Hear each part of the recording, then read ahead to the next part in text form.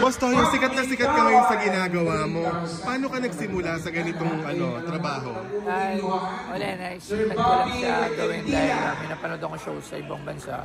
So sabi ko, why not dalhin natin sa Pinas? Pawn Stars ba ito? Yes, maraming sikat sa atin. So talagang ako fan ako ng mga movie, ng mga artista talaga dati na idol ko. So sabi ko sana magkaroon tayo niyan sa magkaroon ma-afford ko. So tinry ko lang naman. Anong taon to? 2022. 2022? Yes. Sino yung unang-unang celebrity na nag-ano sa'yo ng idol? Isa siyang artist, si John Roa. John Roa. Yan, yung unang-unang isang kaibigan na nagtiwala.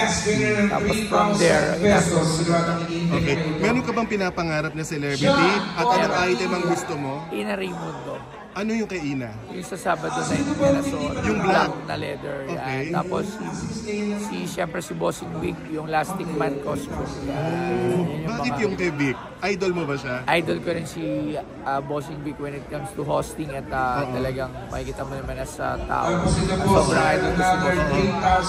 So, ang dami nagtatanong, ano yung secret? Paano na-maintain yung ganitong negosyo? Kasi ang laking pera ang lumalabas, paano yung balik? Talagang nag-invest lang, talagang invest lang muna lahat. Tapos, looking forward na matayo na yung museum para maging mabenta ko na yung iba. Tama. Ano na yung mo, Boss Toyo? Ano yung pinaka-una mong naipundar na bongga dahil sa trabaho? Halos dito, wala. Yun lang yung naipundar ko.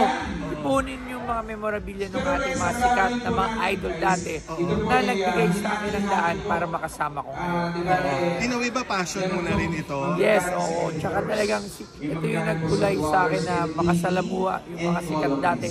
Mga idol ko lang dati, pero ngayon nakaka-chat ko na, nakakasama ko na, nagiging kumpare ko, like siya na kaya kilala ka nila? Yes, at kilala nila ako. So yun, maraming salamat. Maraming salamat, Boss Toyo.